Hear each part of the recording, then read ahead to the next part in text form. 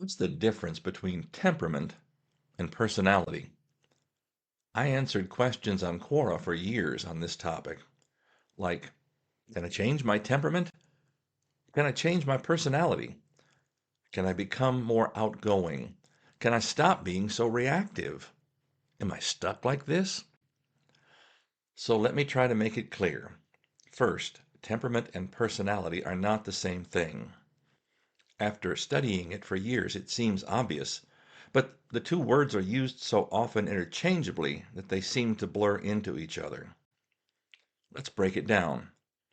Temperament is your inborn style.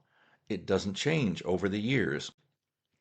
In this case, we'll define style as meaning your way of doing things, your unique characteristic manners, presenting yourself or creating something.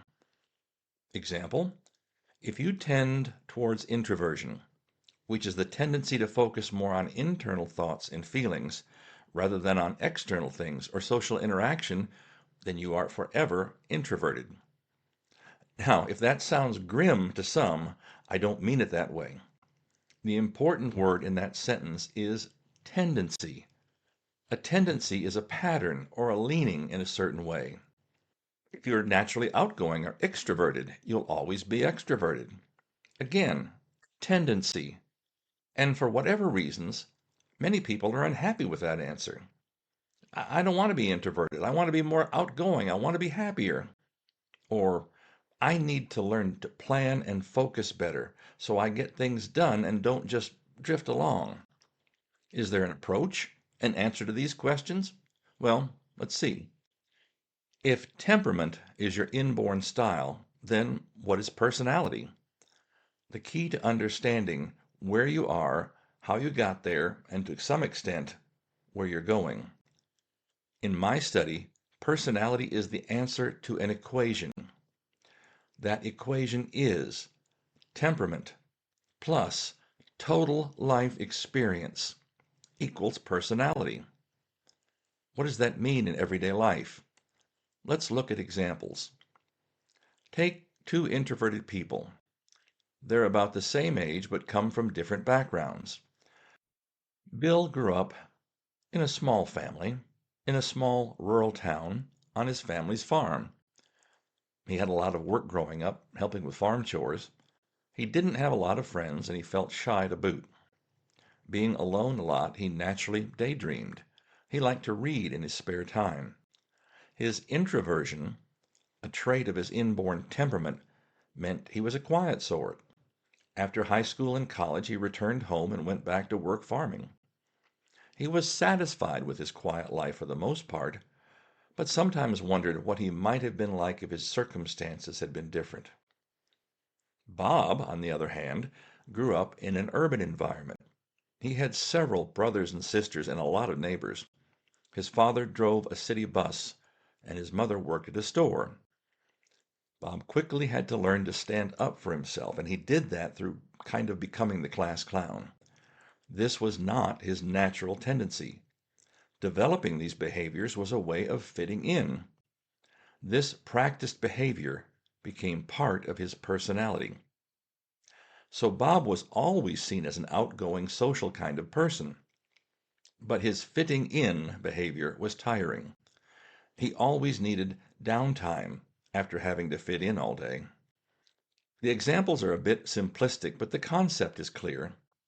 Two introverted temperaments adapting to their environment created two different seeming persons. Or, another way, two different personalities. Are you clear here?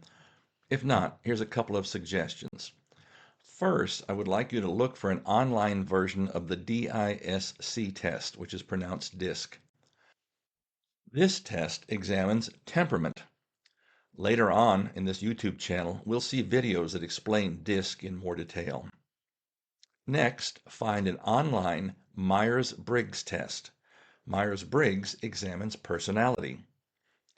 Once you have an idea of what temperament type you are from the DISC test and your personality style from the Myers-Briggs test, the concepts here will make more sense. Here are some ways of remembering the difference. Temperament is the canvas, Personality is the painting. Temperament is the foundation. Personality is the house. You can't easily modify the canvas or the foundation, but you can paint the painting and build the house. Let's take the foundation and house example a bit further. How can two exact same foundations end up with different houses? Easily. Some might build a single-story house, someone else a two-story. One person might put the living room in front, another person not have a living room at all. Your unique experience equals your unique personality, regardless of your temperament. But your temperament is always there as the foundation or the canvas affecting how you react and respond to life's experiences. So let's examine one of the most often asked questions via Quora. How can I change my personality? Variations of this question include, how can I become more outgoing? And how do I get better organized? And why do people take my thoughts as criticisms? Let's break it down further. If I can't change the foundation, then how am I supposed to change my personality? There's a very easy answer that can be very hard to actually do. If personality is the sum total of your life experiences and you want to change your personality, then you need to have different experiences. I'll say it another way. Say you are a shy introvert, but you believe you'd be happier if you were more outgoing, like some of your naturally extroverted friends. You'll need to examine the behaviors of outgoing people and then consciously practice those behaviors. See? Easy, right? No, it's actually not easy. But this process can, with practice, change your personality. Think of it as remodeling the house. The foundation hasn't changed, but a couple of rooms have. Or, if you're an extroverted sanguine temperament, the sanguine here is the I in the DISC model, and you really want to be better organized and finish things you start. Again, study organized people. What do they do? What are their systems? Then practice, practice, practice. Again, it's easy in theory, but can be difficult to the extreme to actually do. That raises the question of how much you actually want change in your life. An introvert who learns to be outgoing is still an introvert. And a characteristic of introverts is that after engaging in social activities, they have to have time to recharge. I often say they need to go lay down after being social. Any of the changes you want to make to your personality are possible, but they won't change your underlying makeup. If you're a hard-driving choleric and trying to learn to slow down, you'll have to fight kicking back into full gear. If you're an analytical melancholy and want to be easier to get along with, you'll have to watch yourself carefully. I think the key to making these changes is developing systems in your life. A sanguine can use online organizational tools to keep on track. A phlegmatic can schedule regular times to practice being outgoing. Maybe consider joining Toastmasters or other times when speaking to others is required. It may even sound silly, but a choleric could use a phone or watch-based meditation app.